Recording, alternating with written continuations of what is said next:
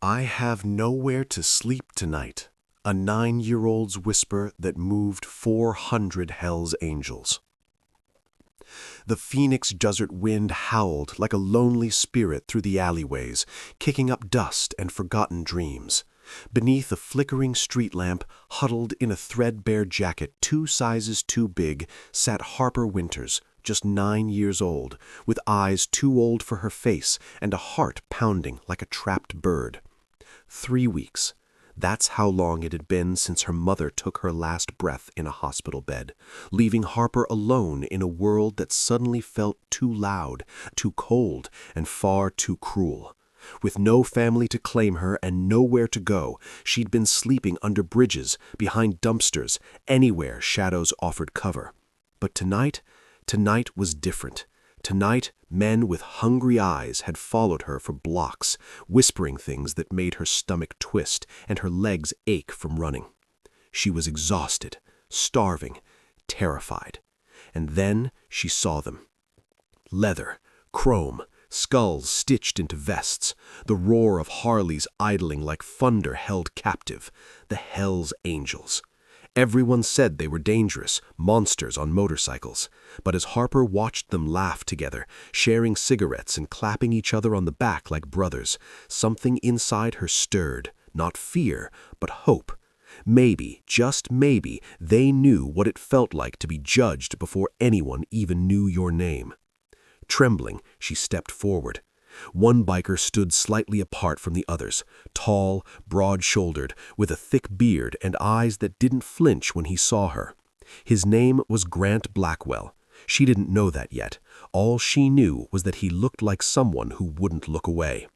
Swallowing hard, Harper walked up to him, her voice barely a whisper lost in the rumble of engines. "I have nowhere to sleep tonight." Grant froze. The laughter around him died instantly. Every biker turned.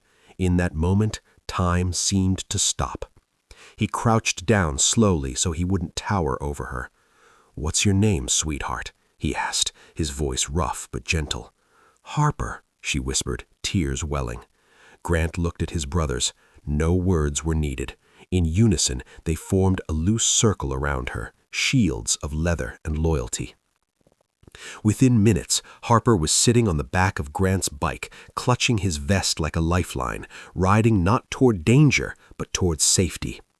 At the Hells Angels clubhouse, the doors swung open to reveal not a den of outlaws, but a sanctuary. Press Coleman, the chapter president, met them at the door. When he heard Harper's story, his jaw tightened. "No child sleeps on the streets on my watch," he growled.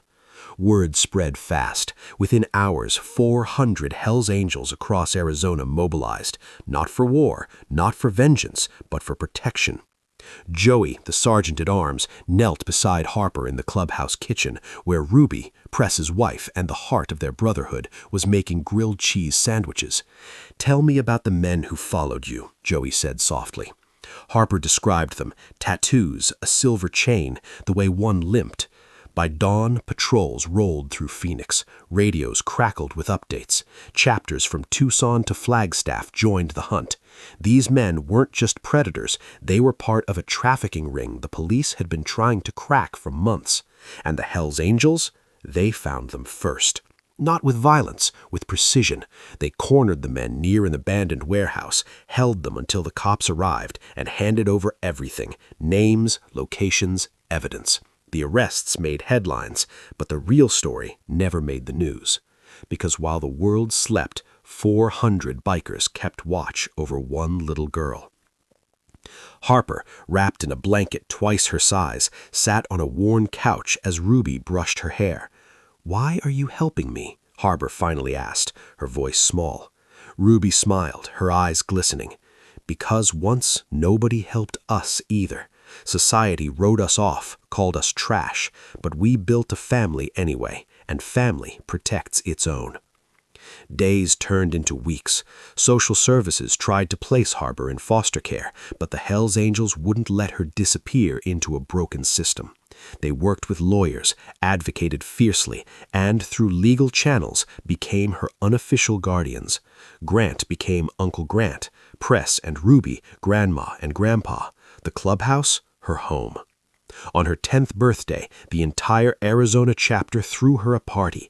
Balloons tangled with motorcycle flags, cake sat next to oil cans, and Harper, laughing, safe, loved, blew out her candles surrounded by men with scars and hearts of gold.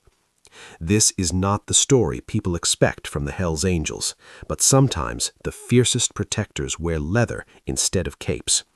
If this story moved you, if you believe that kindness can come from the most unexpected places, please like, share, and subscribe to our channel.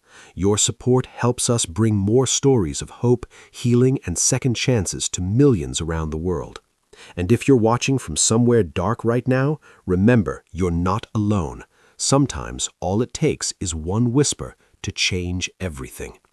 Drop a comment below and tell us where you're watching from. You never know whose life your words might touch. Thanks for watching.